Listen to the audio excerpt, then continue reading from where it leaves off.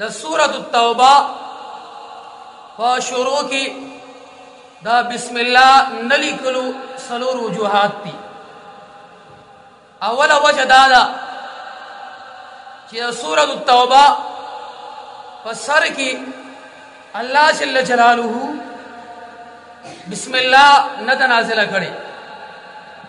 قانون دا الله تبارک وتعالى داو چې الله جل جلاله په نبی کریم صلی الله علیه وسلم باندې په دریش کالو کې دا وخت په مناسبت سره مختلف آیاتونه او مختلف سورتونه نازل کړي دي.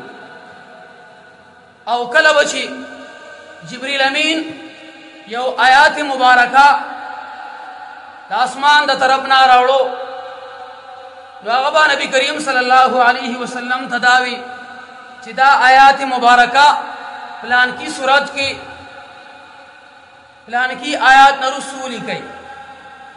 نبی علیہ السلام با کاتبین د وحی ته دا وینا وکړه چې دا آیات مبارکه د پلان کی آیات نه رسولی کوي.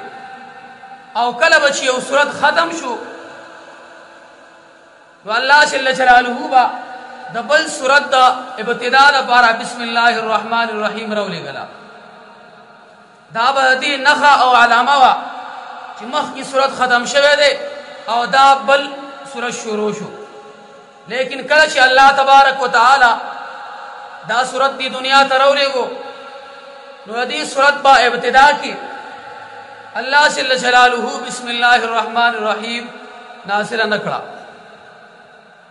دویمه وجه دا ده چې د دې سورت او د سورۃ الانفال مسامین بالکل د یو بل سره مناسب دي.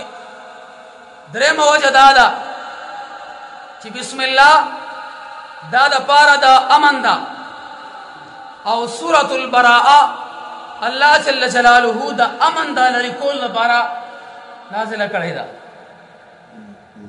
څلورمه وجه دا ده چې کله به دشمن ته اعلان د جنگ کېدو او هغه د به خط لیکل کېدو نو د هغې په شروع کې به بسم الله به یې نه لیکله. نو دا صورت هم الله جل جلاله را لېږلی دی. په دې صورت کې د مشرکانو سره د کتابیانو سره او د منافقانو سره اعلان د جنگ دی. د دې څلور وجوهاتو د وجې نه د دې صورت په شروع کې او په ابتدا کې بسم الله نه راغلی.